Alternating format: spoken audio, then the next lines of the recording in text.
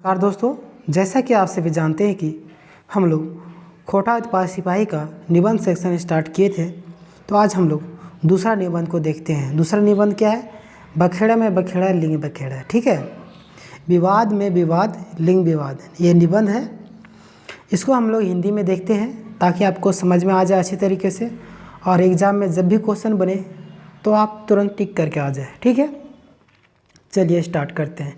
इसका हम लोग खोटा बुक भी पढ़ेंगे, लेकिन हिंदी वाला एक अलग वीडियो बना दे रहे हैं ताकि समझ में आ जाए आप लोग को अच्छी तरीके से सीक्वेंस वाइज। ठीक है, चलिए स्टार्ट करते हैं।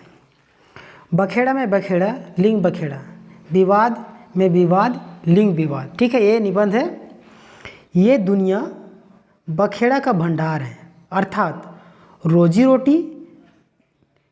ये दुनिया बखेड़ा का भंडार है, अर्थात रोजी रोटी का कम, मतलब कि रोजी रोटी का कम और अधिक का, उच्च और नीच का, जाति का, छोटा बड़ा का, कला मतलब काला और गोरा का, और ना जाने कितने कितने ही तरह का बखेड़ा है। ठीक है, बोला जा रहा है कि ये दुनिया बखेड़ा का भंडार है, अर्थात रोजी रोटी का या तो कम और अधिक का, ऊंच और नीच का, जाति पाति का, छोटा बड़ा का, काला गोरा का और अमीर गरीब का, स्त्री पुरुष का, देश प्रदेश, और ना जाने कितने कितने तरह के बखेड़ा है। इसलिए सामान्य वैज्ञानिक ने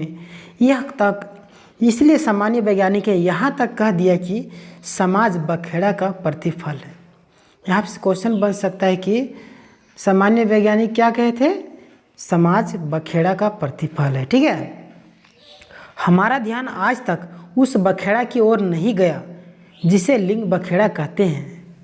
एक दोस्त के साथ बहस हुआ। ठीक है, एक दोस्त के साथ बहस हुआ क्योंकि उसने कहा था हवा बहता है। मैंने कहा हवा स्त्रीलिंग है, किंतु सोचने और समझने वाली बात यह है कि व्याकरण में हवा के पर्यायवाची पवन, मारुत, वायु व समीर को पुल्लिंग कहा गया है। सोचने वाली बात यह है कि यहाँ जो व्याकरण में है उसका पर्यायवाची शब्द पवन, मारुत, वायु व समीर को पुल्लिंग कहा गया है। क्या किसी के नाम बदल देने से उसकी प्रकृति बदल जाती है? बोला जा रहा है कि क्या किसी का नाम बदल देने से उसकी प्रकृति बदल जाती है? मान लीजिए आपका नाम कुछ होगा और कुछ बदल दिया जाए तो क्या प्रकृति बदल जाएगा आपका व्यवहार में? नहीं ना, नहीं। तो वही चीज़ बोला जा रहा है कि इतना ही नहीं, पुल्लिंग के अंदर स्त्रीलिंग और स्त्रीलिंग के भीतर पुल्लिंग पाया जाता है। इतना ही नहीं, पुल्लिंग के अंदर स्त्रीलिंग और स्त्रीलिंग के अंदर पुल्लिंग पाया जाता है। पूछिए कैसे, मतलब पूछिए कैसे, ये लेखक बोल रहे हैं। तो देखिए, आँख, उंगली, नाक, हड्डी, ये सब स्त्रीलिंग है। बोला जा रहा है कि आँख, उंगली, नाक, हड्डी, ये सब स्त्रीलिंग है, चाहे पुरुष का हो या स्त्री का। बोला जा रहा है कि हमारा जो आँख है, उंगली है, नाक है, हड्डी है, ये सब क्या है? स्त्रीलिंग है, चाहे वह स्त्री हो या पुरुष हो। उसी तरह हाथ, पैर, पेट व दांत, ये सभी पुल्लिंग है। क्या क्या है? ये सब क्वेश्चन बनेगा आपका कि हाथ क्या है, पैर क्या है, पैंट व दांत, ये सब क्या है? पुल्लिंग है, चाहे स्त्री हो या पुरुष हो, मतलब चाहे वो लड़की हो या लड़का हो, ये सब क्या है? पुल्लिंग है। ठीक है, ये सब मोस्ट इम्पोर्टेंट है। मनेक मरद तो हके पुल्लिंग, माकिन गाते अंग, मतलब शरीर के अंग, है के स्त्रीलिंग, मतलब जो है मर्द जो है पुल्लिंग है। ठीक है, पुरुष जो है पुल्लिंग है, लेकिन उसका शरीर का जो अंग है ना वो स्त्रीलिंग है। तैसने जनी बेटी स्त्रीलिंग और मकिन ओकर गाते, मतलब उसका शरीर का अंग जो है पुल्लिंग है। हके पुल्लिंग, वह रे लिंग और ओकर बखेड़ा। बोला जरा, वह रे लिंग और ओकर बखेड़ा। कौन गलत लगे? यहाँ पे क्वेश्चन दिया गया है, बीच बीच में क्वेश्चन है। इसका फ़ायदा यही है हिंदी में पढ़ाने का। ठीक है, हम लोग खोटा में भी पढ़ाएंगे, एक बार आप समझ लीजिए क्वेश्चन कैसे बनता है। कौन लागे, मतलब कौन गलत लागे। ठीक है, मतलब इसमें से कौन गलत है? दांत पुल्लिंग, हड्डी स्त्रीलिंग, सी है नाक पुल्लिंग, और डी है पैर पुल्लिंग। यहाँ पे मिलान दिया गया है। ए है 1 2 3, बी है 2 3, सी है 3, डी है 3 4। तो आपका जो सही है नाक जो है ये पुल्लिंग नहीं है, मतलब कि नाक पुल्लिंग नहीं है। ठीक है, यहाँ पे गलत बोला जा रहा है, कौन गलत लागे, तो नाक हमारा स्त्रीलिंग है। ठीक है, किसी देश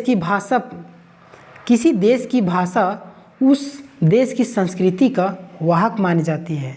किसी भी देश की भाषा उसके जो देश है उसकी संस्कृति का वाहक मतलब ढोने वाली मानी जाती है। सांस्कृतिक अच्छा भाषा में पाया जाता है। भारतीय दर्शन का विशेषता यह है कि यह जड़ चेतन चर अचर ये सभी प्राण तत्व देखा जाता है।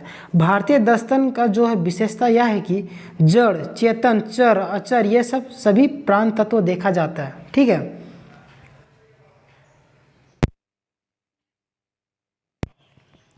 इसीलिए यहाँ धरती को माँ, आकाश को पिता तथा जंगल झाड़ को अपना सभी माना जाता है। ठीक है, इसीलिए यहाँ पर धरती को माँ बोला जाता है और आकाश को पिता तथा जंगल झाड़ी को अपना साथी माना जाता है। ठीक है, लेकिन यह सवाल है कि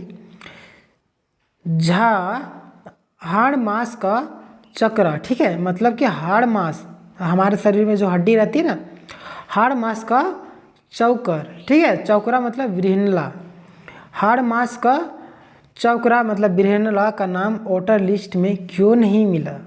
बोला जा रहा है कि हाड़ मांस का चक्र, ठीक है, बिरहनला का नाम, ये एक किन्नर थी, उसका नाम वोटर लिस्ट में क्यों नहीं मिला। नाम तो दूर, उसे आदमी तक मानने के लिए भी तैयार नहीं हुआ।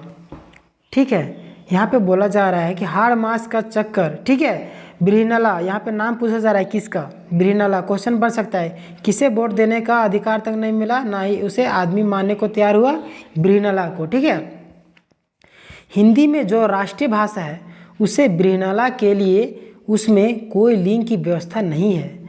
हिंदी में जो हमारा राष्ट्रीय भाषा है उसमें बिरहनला के लिए कोई भी लिंग की व्यवस्था नहीं है। इसी तरह अंग्रेजी भी पूरे मानव जाति को टुकड़े में बांट दिया है। यहाँ से क्वेश्चन बनेगा आपको, ठीक है, याद करते जाइएगा। अंग्रेजी भाषा भी पूरे मानव जाति को टुकड़े टुकड़े में बांट दिया। जहाँ 4 भागों में लिंग को बांटा गया है, यहाँ 4 भागों में लिंग को बांटा गया है। इंग्लिश में देखते होंगे, ठीक है, उससे अच्छा तो संस्कृत है। बोला जा रहा है कि किससे अच्छा, इंग्लिश से अच्छा तो संस्कृत है, जिसमें बिरहनला जैसे लोगों के लिए लिंग की व्यवस्था की गई है। बिरहनला जैसे मतलब ये नर थी ना पुरुष थे, ठीक है, ये बीच में मतलब थी नपुंसक, तो इसीलिए बोला जा रहा है संस्कृत में बिरहनला जैसे लोगों के लिए लिंग की व्यवस्था की गई है। पाणिनि और पतंजलि जैसे लोगों को धन्यवाद देता हूँ कि उन्होंने तो इसका ख्याल रखा।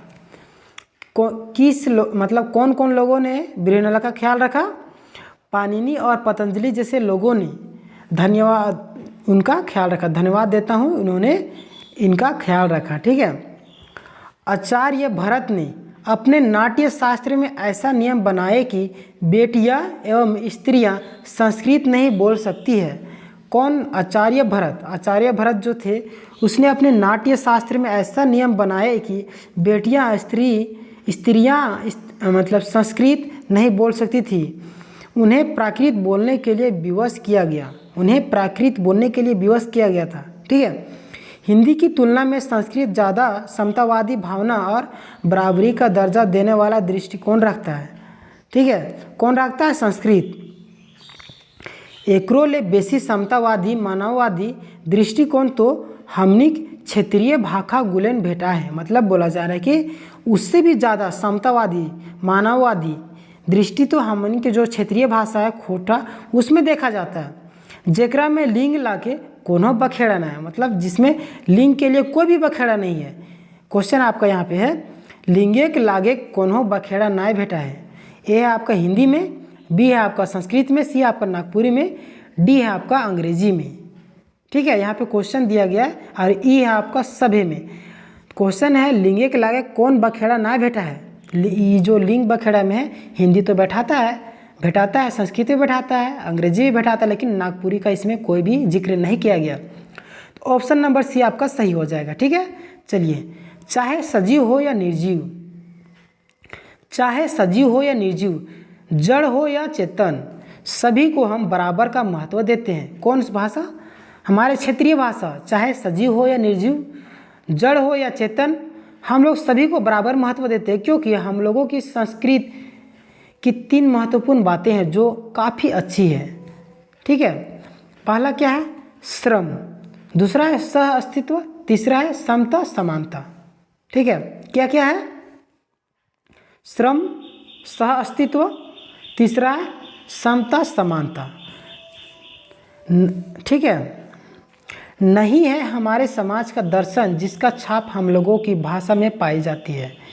यही है, नहीं यहाँ थोड़ा मीठा वो लग रहा है, यही है हमारे समाज का दर्शन जिसका छाप हम लोगों की भाषा में पाई जाती है।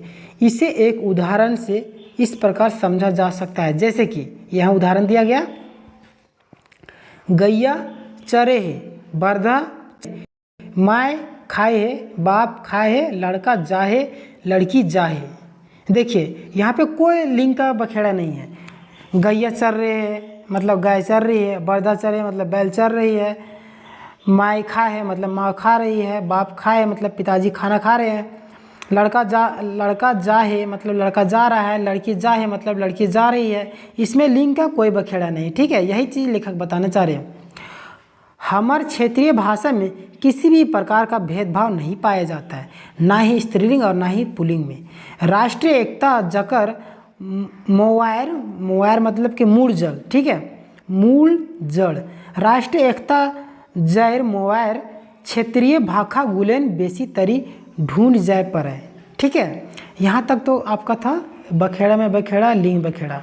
अगला है बड़का बैज का बगरा काम का, ये हम लोग कल देखेंगे। आज के लिए इतना ही दोस्तों। बीच बीच में क्वेश्चन दिया गया था। आशा करता हूँ यह वीडियो आपको पसंद आई होगी। अगर आपको खोटा में चाहिए तो खोटा में हम लोग अपलोड करेंगे। हिंदी, कुछ लोगों को खोटा उतनी अच्छी तरीके से नहीं समझ में आता है, हिंदी में समझाने पर खोटा पढ़ने से बहुत आसानी होती है, इसलिए हिंदी में वीडियो को अपलोड कर रहे हैं। अगर वीडियो अच्छी लगी हो तो वीडियो को लाइक, चैनल को सब्सक्राइब करना ना भूलें, अपना राय कमेंट में देना ना भूलें। जय हिंद, जय झारखंड। मिलते हैं अगले वीडियो में, तब तक के लिए धन्यवाद।